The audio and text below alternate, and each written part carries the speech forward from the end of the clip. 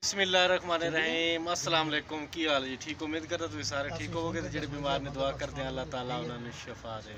मैं जी मोहम्मद इमरान तो तुम देख रहे हो मेरा YouTube channel daily Punjabi 88 Facebook Imran IMC तो जिन्होंने मेरा चैनल अजे तक सबसक्राइब नहीं किया जल्दी नाल कर लो सबसक्राइब। तो स्टार्ट करते हैं अज का व्लॉग। तो मेरे नाल अज सऊदी अरब के मशहूर टिकटॉकर ते यूट्यूबर मौजूद ने। ये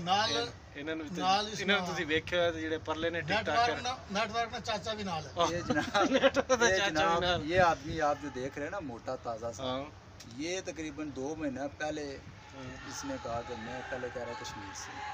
अच्छा, आज इस आदमी ने कहा मैं इंडिया से। आज़ाद कश्मीर ये क्या तरीका है? अगले महीने में बोलेगा क्या तरीका है? मैं सौदी का हूँ। आप ये बताएं नहीं पहले क्या तरीका है? मैं आज़ाद कश्मीर था कह रहे अभी इंडिया का देखो ये हालत है। ਹੁਣ कह रहे जी अगले महीने सऊदी ਦਾ बन जाएगा।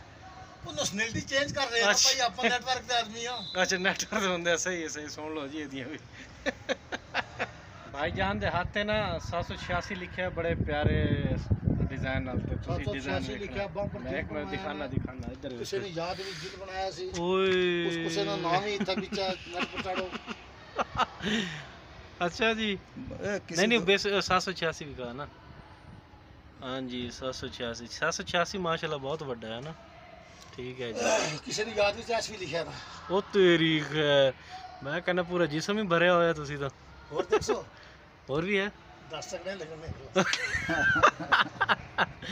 बड़ा लिखा है जी हालात खराब ने ਹਾਲਾਤ ਖਰਾਬ ਆ। बड़ा कुछ लिखा है जी उन्हें बाजुआं ते वगैरह ते बहुत कुछ लिखा होया है। क्या बात है जी बंदे इस तरह के भी होंगे ने जी जेड़े लिखते हैं।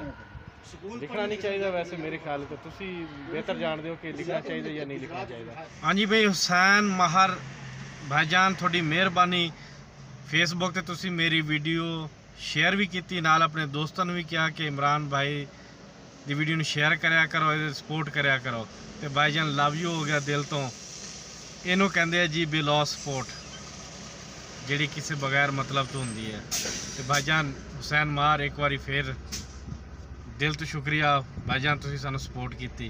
हाँ जी बारिश हुई तो धुप निकले बदल चले गए मौसम साफ हो गया पता लगता सी जी हुण मौसम बिल्कुल क्लियर हो गया लेकिन फिर बदल आ रहे ने तो बारिश स्टार्ट हो रही थोड़ी थोड़ी कणियाँ आ रही ने तो मीह पवेगा लगता फिर दोबारा। तो उम्मीद करना यदि वीडियो अच्छी लगी होगी अगर अच्छी लगी तो मेरे चैनल को सब्सक्राइब करो। तो मैनू दो इजाज़त अगली वीडियो तक अल्लाह हाफिज़।